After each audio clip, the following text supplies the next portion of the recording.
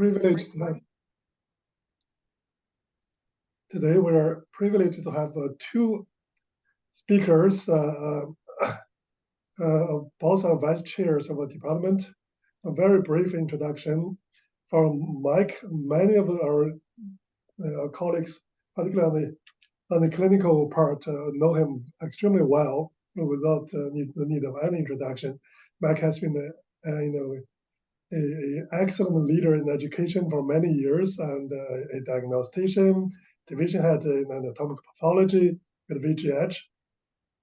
And not too long ago, Mike has agreed to take on the role as vice chair of clinical education in the department. And our next speaker is Dr. Helene Cote. She is an internationally renowned research scientist on HIV and infectious disease research.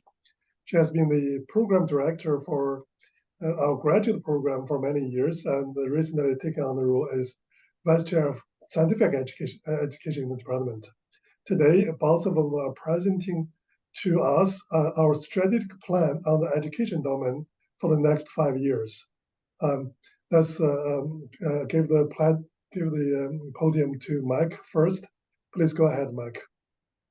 Hey, thanks very much, Dr. Gao. Can you see my presentation? Yes, I can see. Yeah, you can go. You can please click the presentation mode. Yeah, there we go. Okay. So yeah, thank you, Gao. And again, just for people's information, the outline, I'm going to talk about the clinical education aspects of the strategic plan. And then Helene will talk about the scientific educational aspects, and then we'll have time for questions. We're both presenting, so we're a little limited for time. I anticipate about 15-20 minutes, and then Helene will talk for about 15-20 minutes. So cutting straight to the chase, obviously Dr. Gao has already talked about the strategic plan, how it was developed, etc. So I'm just going to focus on the clinical educational aspects and try and identify what those strategic directions will be, the clinical educational areas and activities within pathology lab medicine, issues facing it, and also future directions that we're going to be taking. So again, the process came up with a strategic plan, and for clinical education, we identified 4 key areas. One of them, the first, and perhaps the most important, is to strengthen the appeal of pathology lab medicine as a career. Obviously, everyone's aware, if they watch the news, shortages within the healthcare system, and that impacts not only the clinical side of medicine, but also pathology and the laboratory technologists, etc. And also our future pathologists who are coming through medical school. So the plan or suggestions that were made to strengthen the appeal of pathology lab medicine as a career. First of all, we wanted to increase the general awareness of pathology lab medicine. Obviously, people are aware that pathology tends to be a behind-the-scenes endeavor, and unfortunately, this means that the traditional system whereby pathologists interacted with medical students on a regular basis has decreased. And I think it's also important to stress here, I'm not just talking about pathologists, but also lab technologists. Helene will talk about the BMLSC program, and obviously, we want to make sure that it's not, and grad students as well, we're not just focusing on the residents and medical students, but I'm focusing on that simply because that's under the umbrella of clinical education. So there was talk about developing a video. Fortunately, I told them that I did not want to appear in the video, so that will be something that's a plus. Information sessions, meeting with prospective medical students, etc., and providing information as to what it is to be a pathologist or involved in lab medicine. Attend events that are provided or hosted by the Faculty of Medicine or others in the undergrad. I've done that a couple of times over the last 20 years. Foster connections with special interest groups. Oh, while I say this, those of you that are listening, if there's an obvious miss here, please let us know. That obviously we met as a group, but we may well have missed something. So this is also an opportunity for you to chime in if you have suggestions, not necessarily at this time, but if you want to email any one of us and let us know, you can certainly email me. So then foster connection with special interest groups. again, you've got the various levels of education. So you could target those that are in undergrad, you could target those that are in medical undergrad, etc. Reach out to the learners themselves. And one thing that we find really helpful in pathology is if students come to the work site and the laboratory and see what it is we actually do. Often their impression of what a pathologist does is informed by what's on TV, or I guess these days on Netflix. And obviously that has nothing to do with reality. And they're very amazed when they come.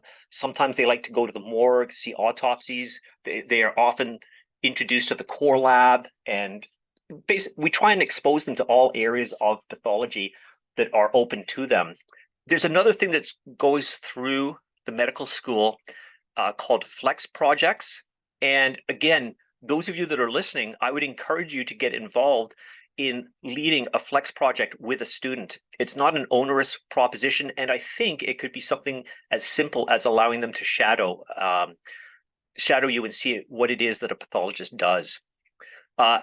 With respect to fellowships or other programs that we offer, Jonathan, do you want to raise your question now, or would you like to wait till the end?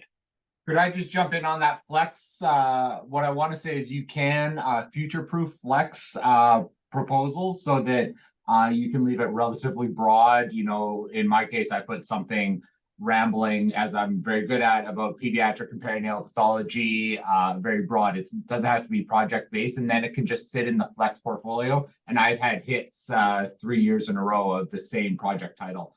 So it's not something you have to re-engage every year. And you can always say, I don't have room this year for the flex if someone does reach out. Okay, thanks, John.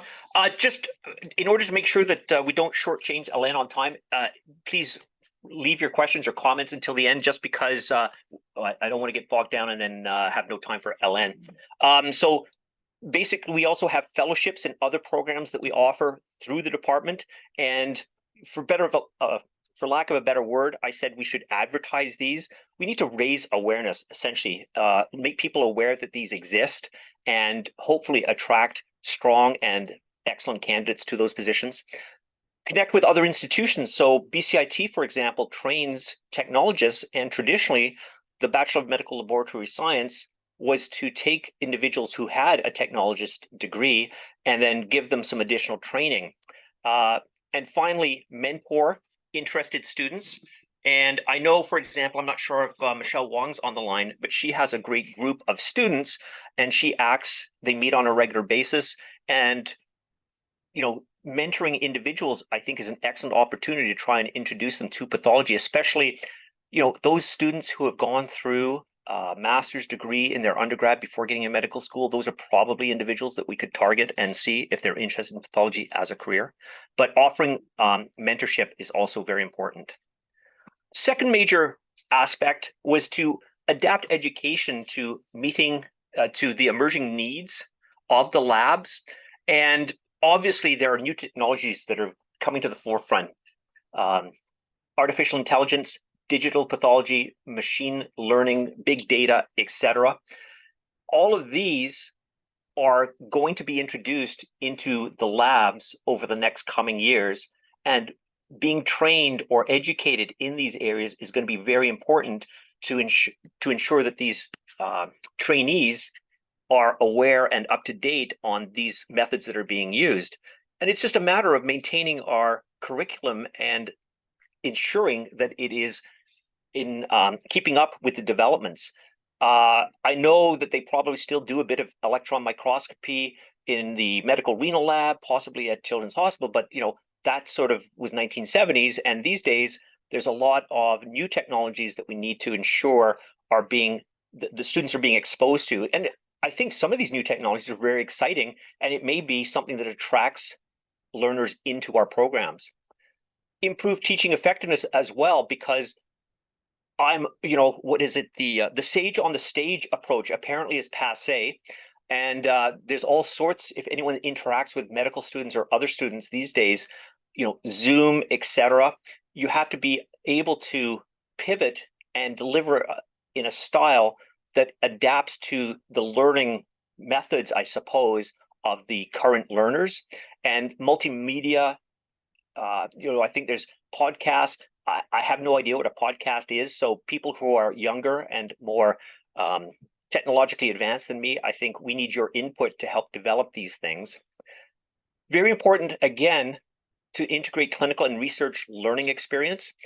I think research sometimes, the grad students would like to know what's going on in the clinical area. The clinicians, the residents it would help them to understand what research is going on.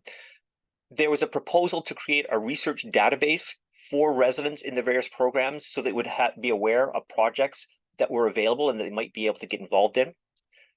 Some suggestion of trying to individualize learning experiences so that it's more tailored to an individual rather than a one-size-fits-all experience. Some suggestions to just develop a fellowship or training award for a young clinician, so a resident in their final years of training or someone that's just hired at a hospital.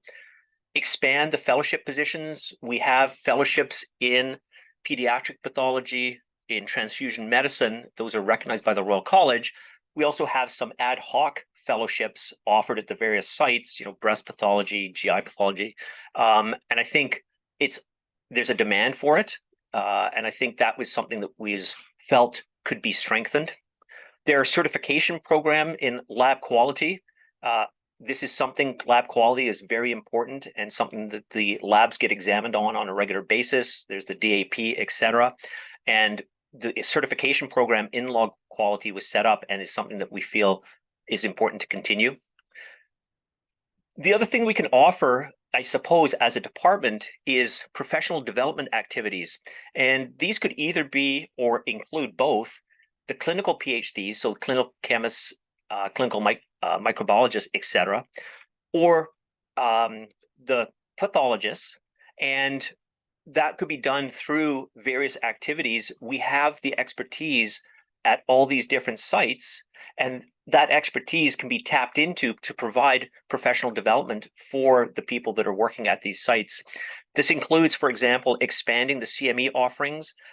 We have regular rounds here at VGH, and it would be very easy to have a Zoom link so that people at different institutions could join in. So, for example, if we have gynecologic rounds, we currently have a Zoom link where people can Zoom in and participate in those rounds.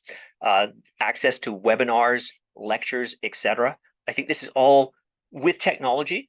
It's something that's becoming increasingly easy to deliver.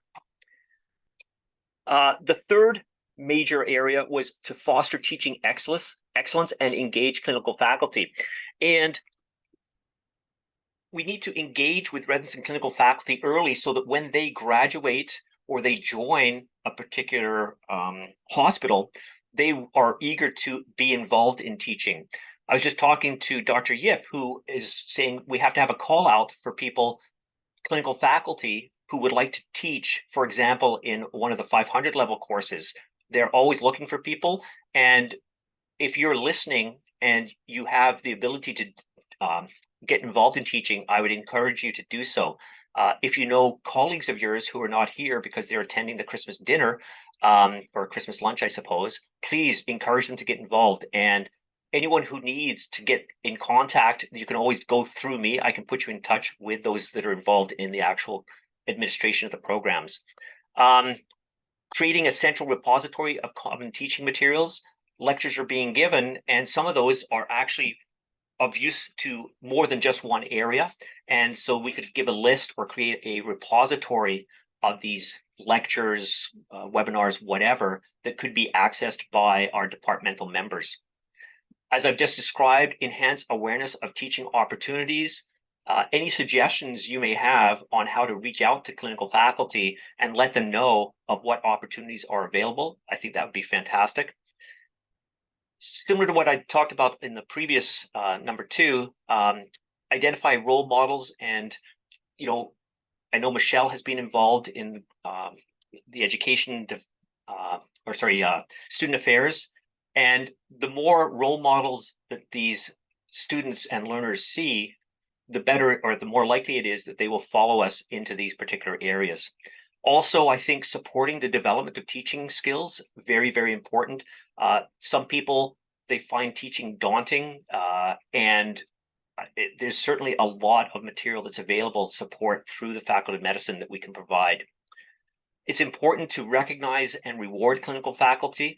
A lot of what clinical faculty do is volunteer, or it's not remunerated at the rate that they would get for a clinical endeavor.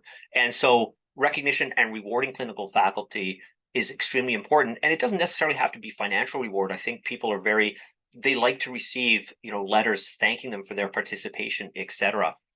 And again, there's a development, a process underway. Mike Allard is leading this to support initiatives compensating clinical faculty for academic activities that are outside the global budget. And I know Mike has developed or put a lot of time into this, and certainly we're hoping to coordinate with him and get our clinical faculty within the Department of Pathology involved or receiving some of this. The final major area that was thought to be important would be engaging with potential employers. Obviously, in the residency program, we do rotations in various locations.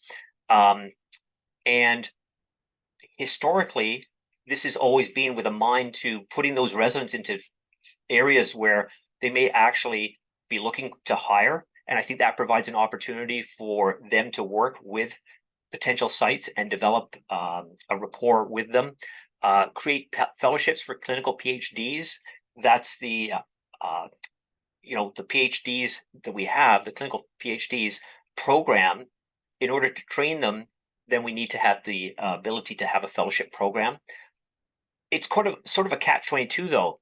If we're short of clinicians like clinical pathologists, then we don't really have the time to train them. So that's one of the issues. And the first initiative that I've listed here, I wanted to wait until the end because there's a lot of interest in this. And because of the demands on pathologists' time, there's a tremendous amount of support for pathology assistant program, which is the pathology assistant works in the lab to prepare surgical specimens and relieve the pathologist of those responsibilities. Obviously, it's under the supervision of a pathologist, but there's a tremendous support. We've done a needs assessment through the province, and there is support for this.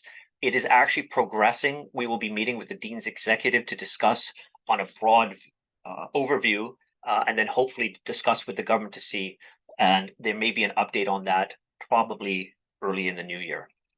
So finally, this is just the priority actions, and this was provided. So, obviously the next 36 months, sort of short term and then long term, and this is where we're going to focus our attention.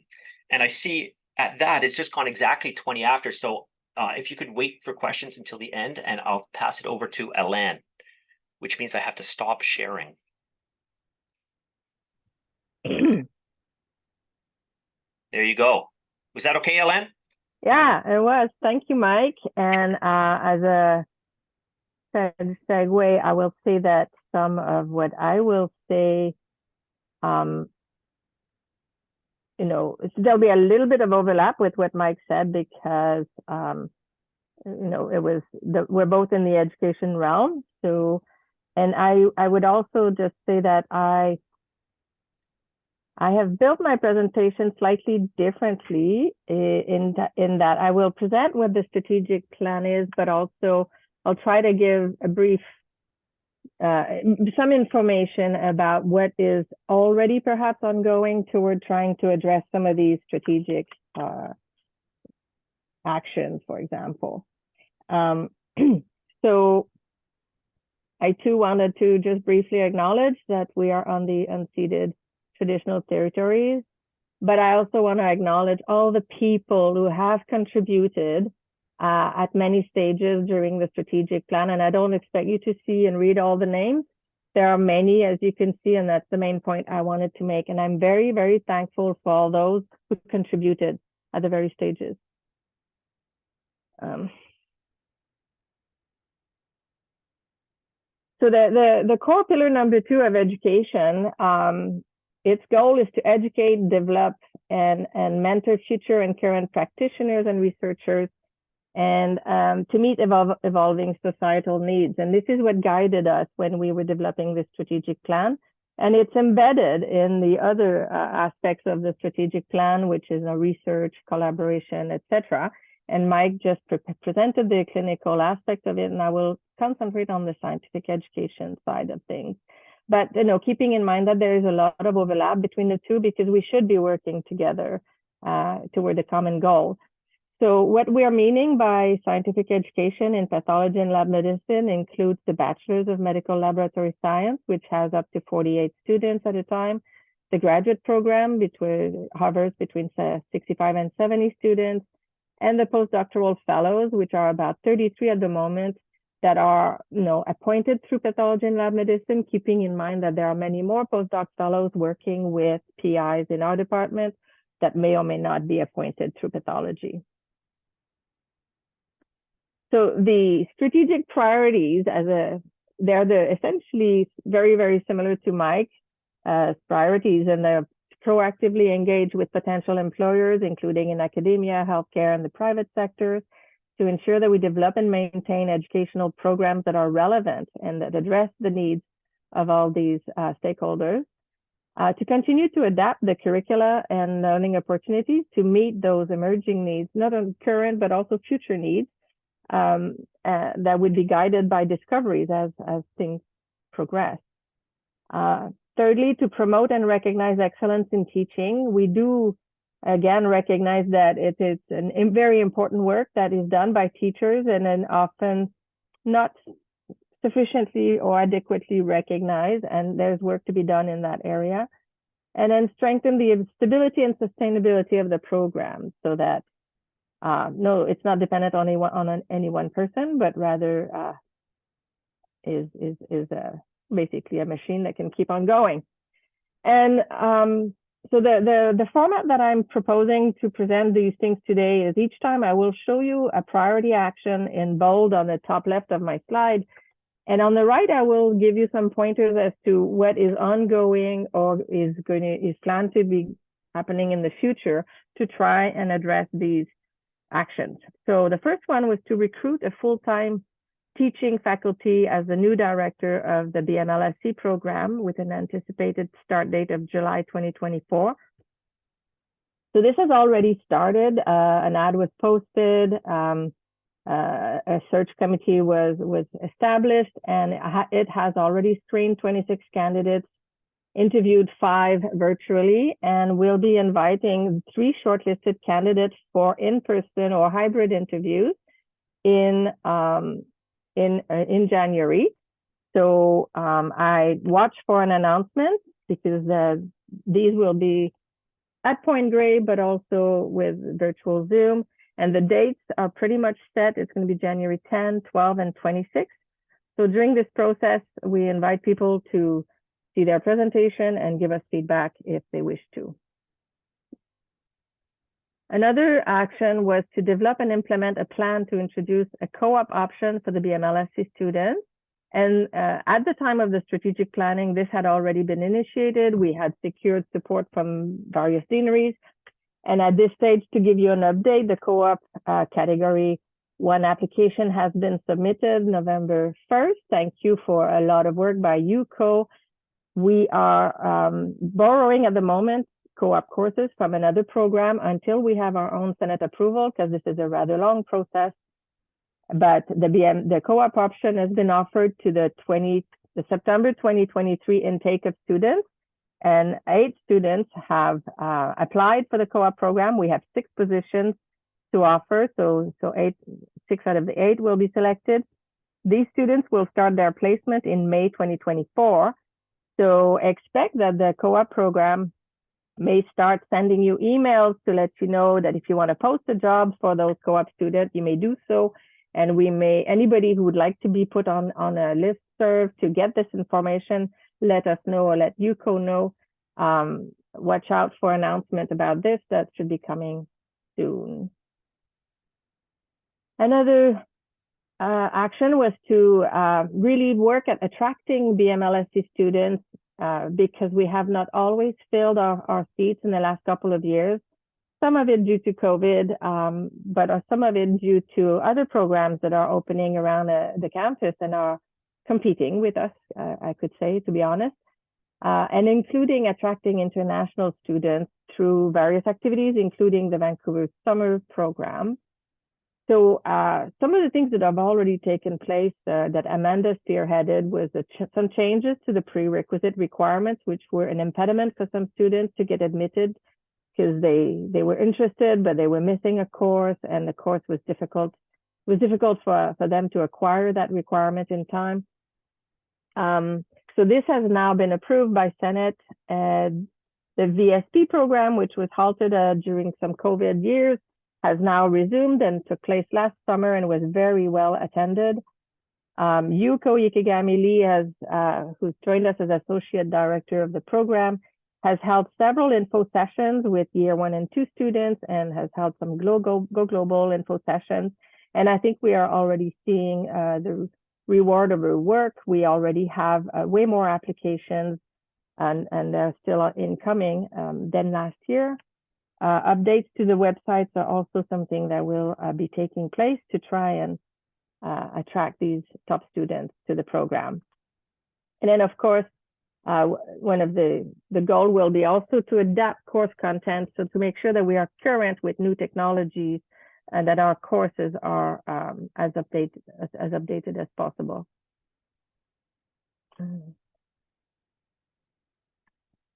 Another point was to develop a plan to implement greater postdoctoral fellow support. Some things have taken place. So we have created a postdoctoral specific section in the grad program and postdoctoral weekly newsletter. We've added a postdoctoral representative recently to the graduate program and postdoctoral studies committee. We now have implemented a policy whereby postdoctoral fellow can officially serve on supervisory committees of graduate students. Some of the things that would probably be coming is to, that is coming for sure. We are collaborating with the upcoming grant writing workshop and seed grant program. That I don't want to take away Cheryl's thunder, but this is something very interesting that is coming on the postdoc mentoring side from the research strategic planning of the department. Postdocs are now invited to speak at province-wide pathology rounds, and this is an opportunity for them to showcase their research and get known, etc. And we are lobbying so that we can offer some teaching opportunities to postdocs, but that would be paid as opposed to volunteering, which in this day and age is difficult.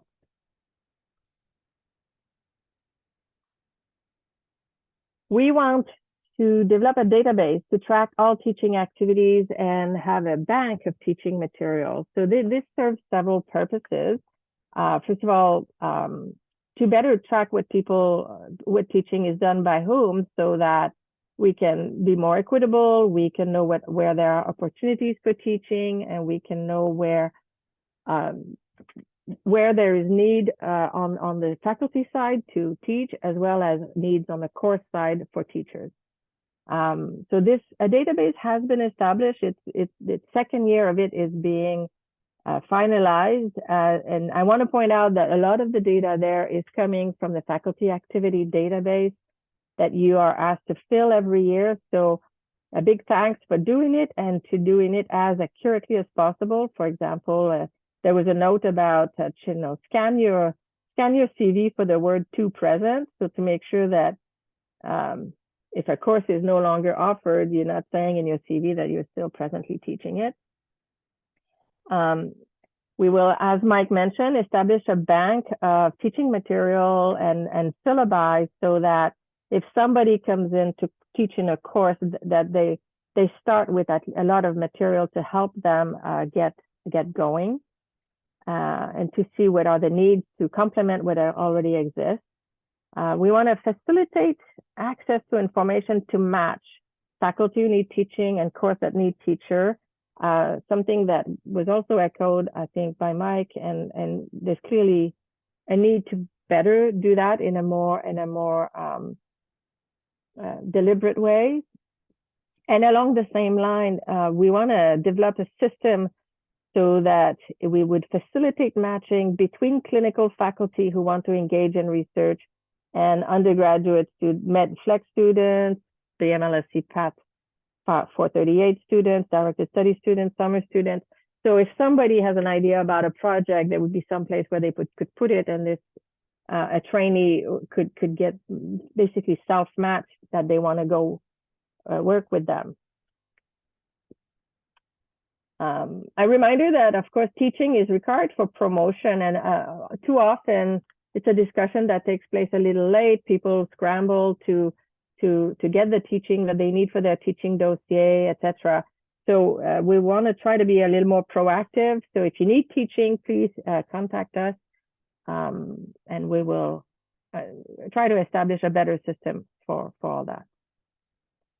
Another point was to develop and implement a succession plan that includes leadership, course coordinators, etc. The idea is that if somebody is sidelined for whatever reason, or retirement, illness, that the systems is robust and has other people in the wings that can take over, basically, and so that things happen seamlessly. And this is starting. It's ongoing. There's not much that has happened in that field just yet. Another one is to modernize the graduate program curriculum and continue to introduce changes in response to needs and assessment findings. So, for example, we have recently concluded a large survey of all our supervisors, our students, including our alumni students, regarding the comprehensive exam format. And I'm not going to say more than change is coming. We're hoping to announce that late January, early February next year. We have introduced some new courses on big data and analytics, but more hopefully will get introduced. And I wanted to mention that the first Pound Public Scholar Initiative student has happened last year. And so there's a kind of new area. Upcoming will be to continue developing additional small course content. These are some ideas here: biomarkers, systematic scoping reviews. There's been talks about specific technologies as well. I'm putting it out there. Anybody who's interested in developing a small course, we're thinking small modular courses. So it would be like a 1 credit, it's 10, 13 hours. If you have a topic where you'd like to develop that, we have very nimble ways of doing that at the graduate program. And it's something that can also be incorporated within the undergraduate program. And then finally, we want to increase exposure to clinical research for our undergrad as well as graduate trainee. And this should be done through incorporation of research in the course content, either as lecturer or as course material. We want to continue to identify, sorry, I'm not seeing my own slide because of, okay. Identify the needs that are needed and include curriculum update to both the undergrad and graduate program. And I'm sorry if it's a bit repetitive. And we've started consulting with various stakeholders. A newly formed executive curriculum committee for the BMLSC is going to start next week. The BMLSC has performed a very extensive curriculum mapping to identify needs for update, and this was done by Michael Sutherland. And so implementation of what was of that mapping is to take place in the coming years. And we have held some public consultation within the graduate program to determine what were the unmet curriculum needs. And so in the coming years, we will be trying to enact the insight that was gained from that. Eventually, we'd like to establish an external advisory board of industry and health authorities to figure out what exactly are the needs so that we are training people that will meet those needs. Assessing the feasibility of introducing certification streams for BMLSC students was a big topic that was raised during the consultation. As Mike mentioned, there are needs in the clinical lab as well as industry lab, but the BMLSC students are not certified the way a BCIT MLT graduates would be. However, it's our goal to look into what is the possibility for certifications so that they have some entry doors into those labs. One of them considered is around laboratory quality and management, but there are many others that we will look into. We will also assess the newer technology and their needs and create potential specialization streams within the BMLSC that would not compete, but rather complement the BCIT MLT diploma with technologies that those students are not working with. And we could examine, now that we do have a co-op program, we can examine how those co-op placements could serve potential practicum toward gaining the proficiencies for any certification.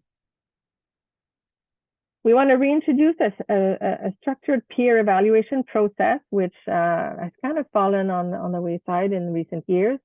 So we are looking to identify a director for peer evaluation and set up a robust system and train peer evaluators, et cetera. Anybody who's interested, please contact us. We want to strengthen this teacher's reward and recognition program, and this includes recognizing all forms of teaching during the promotion process, as well as establishing new teaching awards. And this echoes what Mike was also saying earlier. We want to undertake an assessment of the graduate program and use the results to frame a go-forward plan. So ongoing at the moment, but not analyzed yet, is that we are collecting data from exit interview from each alumni from our program. And so we will use this data to really see what their needs were, what were the courses that had good value, where they felt there was a need. We have built a database of the graduate alumni since 1990. And so we have a pretty good idea of their career path. And so that can also help guide the go forward. We are doing some engagement with our alumni and we are sending them surveys. So through that, we can also gain insights as to what are the needs for the program. And we are considering creating areas of focus within the graduate program so that people can feel they have a little bit of a specialization. So look out for announcement about the grad alumni reunion. The first one ever is planned for May 13, 2024 at the MSAC. I will end there by saying that it takes a village to implement a strategic plan like that. So I want to say thank you to the many people who have answered the call to contribute at all levels, and much is to come in the next 5 years. I encourage you to read the Palm newsletters and the biweekly and the graduate student newsletter for updates and for calls for expression of interest in various aspects of implementation for this strategic plan. And I will stop here. And I think Mike and I can take questions. I hope I didn't go too long. Yeah. Well, thank you, Helene. Thank you, Mike. Actually, I want to make a few comments. First, I want to echo Helene's and Mike's comment about thank everybody for contributing establishment to this strategic plan. I want to show you, if you can see my screen here, this book called, can you see it? From Good to Great. So we already have a very good department. We want to become a great department. Here's this curve on this book. And see that there's a triggering point that from good to great. So suddenly there's a big jump or a big arrow going upwards. The forming the group and establishing this strategic plan is the triggering point, and that we are going towards to become a great department. We're already a very good one to become a great department. And another book I want to show you is this one, and entitled "Creating an Accountable Organization." So, and in this book, it talked about first establishing a plan, the second was disseminate a plan, and third was execution of the plan and making it happening. And the last step was reporting back what have I accomplished and replan the process. What we're doing today is to reporting to all of you that what we're trying to do, what we're going to do. But what's from the presentation from Helene and Mike, you can see that some things is already happening. The PA program, the PLMC program, the co-op, and everything. So we're really serious on this plan and doing things together. And by the September next year, we will report the anniversary of the establishment of this strategic plan. We'll report back to the community that what we have accomplished, and and replan what we're going to do next year. So yeah, please go ahead. Any questions to Mike and Helene, please. Yeah, thank you. Very nice presentation.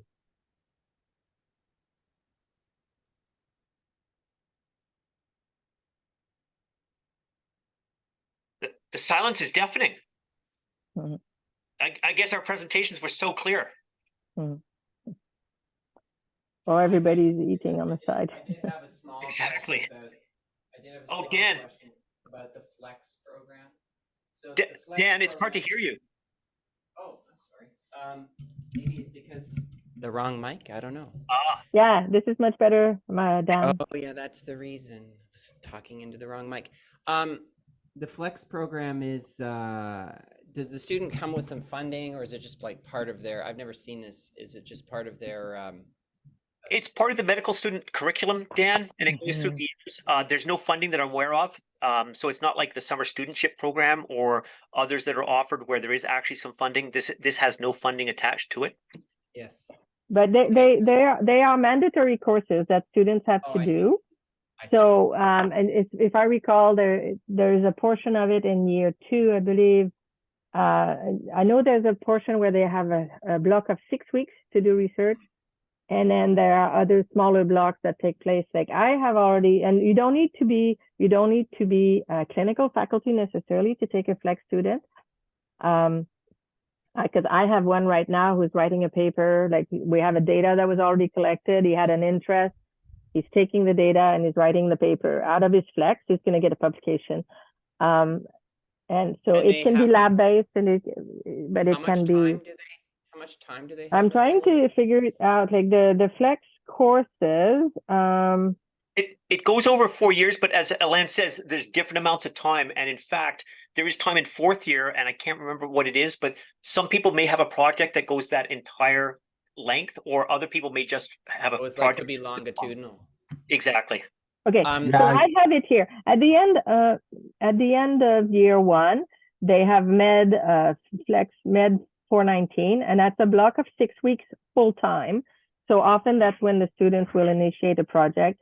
At the end of within year 2, they have 3 weeks full time, and in year 4 they have another block of 4 weeks. Okay. And then at other place they have smaller blocks that involve half days. So often a Flex student will start somewhere during that 6 week block, and then they will continue their other Flex to come back to those. So we have Marcia who has his hand out, and then after that we'll go. Thanks very much, Mike. Thanks. And Helene. Yeah, Helen, that you know that I have always interest in this certification program. So my question that have we drafted a kind of MOU or committee or some sorts of document that how we move forward on this? Well, the committee that you just accepted to serve on, there will be tasks to consider that as part of a lot of other things. Yes. Okay, thanks. I see some questions in the chat. Jackie Quant said she had to step away, but maybe highlight the BMLSC director studies as another way for cross-fertilization. Absolutely. People should know that BMLSC students in their 4th year can do a directed studies, which is a 6-credit course where they can go work in a lab between September and the end of April. On average, 6 hours or a day a week. So it's just enough for them to really get to know research, but within a period of 8 months, they can really produce something, at the end of which they have a presentation. But we have seen some flex students go present at conferences. We have seen, so not flex, but directed study students end up on publications, etc. So they cost nothing. So clinical faculty who have a small project where they would like a trainee, this is an excellent opportunity to cross-pollinate. Often the BMLSC students are especially interested by projects that have clinical aspects and applications. Corey, also, I'm sorry, I have to go to another meeting. Thank you, Mike and Helene. Okay. Any other questions, comments, suggestions? Just one other quick thing I'd add to that. BLMSC students, if you want them involved in the clinical project, you need to get that started early enough so they can go through all the hoops to make sure they have access to whatever clinical information they need, because it's a bit more involved than if you have a medical student. Yeah, although I've done it too, because they have to do it for my projects as well. Yeah. It's a few online courses they have to take. They can do it in a couple of days. And then the other thing is people have, if they have ethics, you need to do an amendment that will add them to your ethics. But that is usually something that can take place quite rapidly. And it's not a lot of work. It's more just you don't want it to cut into the project time. Yeah, good point. Maybe we could develop like, this is what you have to do, or some guidelines to help the process. Yeah. Anyone else? Dan, are you still there? Yes, Mike. Yes, I am still here. Well, I was just going to say that guy goes into his doctor's office saying that he's having trouble hearing out of one ear. The doctor says, which ear is it? And he goes, 2023. No? No? Oh, that's really bad. Well, the good jokes aren't appropriate for these rounds, though, Dan. So this is all we got. Thank you, Mike. Thank you for fulfilling my need for an opening joke. Oh, and I think Jackie just mentioned something in the chat about human histopath looking for 2 instructors for next fall neoplasia. I told Stephen I would be happy to do that, and he said, no, you got to get someone else to do it. So I think that was a comment on my teaching abilities, or the fact that I'm involved in so much. I don't know. Yeah, but this is true, and there will be more and more of these announcements in the biweekly newsletter, and about, we're looking for somebody to do 2 hours of lecture on this topic, and it will work well if people self-select and bring themselves forward, other than Mike Nimmo all the time. And Dan, you know, the roofer's talking to another roofer saying, I got to go see the doctor. And then the guy says, why? I got a bad case of shingles. That's a good one. I can already say we are looking to develop a course on biomarkers. And so anybody who has an interest in this area, you know, it'd be nice. Stop bringing the conversation back to the topic at hand. Mike's telling jokes. Sorry, they're not funny. I would reiterate what Helene says, though. I think, you know, if people are interested, I'd also stress, obviously, you know, this time of the year, people are away, they've started to go on vacation, or they're at various other meetings. You know, please talk to your colleagues and tell them that we're looking for people to get it, to participate and to provide support for this stuff. And it's very rewarding. You know, I think it's an exciting time to be in pathology. There's so many things going on right now with all sorts of developments, artificial intelligence, digital pathology, big data, etc. So yeah, we really do encourage, especially, you know, those of you that are more senior, if you've got junior colleagues, I think sometimes they're a little intimidated, you know, oh, I have to go teach. And, you know, the first couple of times you do teaching, you know, Dan, obviously you started teaching when you're what, 10? So some people, if they don't do it on a regular basis, it's quite intimidating. So you need to reassure them that, yeah, these individuals who you're teaching will really appreciate what you're teaching them. And it's a very rewarding opportunity. And we welcome ideas for trainees as well, not only ideas of like topics that they think are important that they will need in the future, but also if they want to get involved in doing parts of lectures here and there, we are hoping to create more of those opportunities, including paid opportunities. So contact us. I also have to say that teaching is essential for your promotion. Yes. Clinical or tenure faculty, so you need to teach. Correct. And people sometimes wake up a bit late to that. Ramon? Yeah, I was going to say the same as Jackie said for the other core course 502, where people describe their own projects. We're always looking for people. We have a lot of turnover now, so it's presenting your own work and having guiding students through paper presentations. So if anybody's interested in stepping up, I know that John Bush offered to help, which is great. We're getting more clinical involvement, so to really show the diversity of the department is another goal there. And then more of a pragmatic question, Ellen, for the comps, you say changes are coming. So I know they all got emails from Heather earlier this month about you need to do your comps ASAP, the cohort that is right up against the deadline right now. And we're told to hold off. So what would you recommend? Because it's kind of getting close to those deadlines. So should they wait or should they just run with it? Because that's kind of a, yeah, it's kind of, right? I think they should wait until end of January, early February because I know, unfortunately, I'm not able to give more information about the change right now, but yeah, I'm hoping to do that as soon as possible.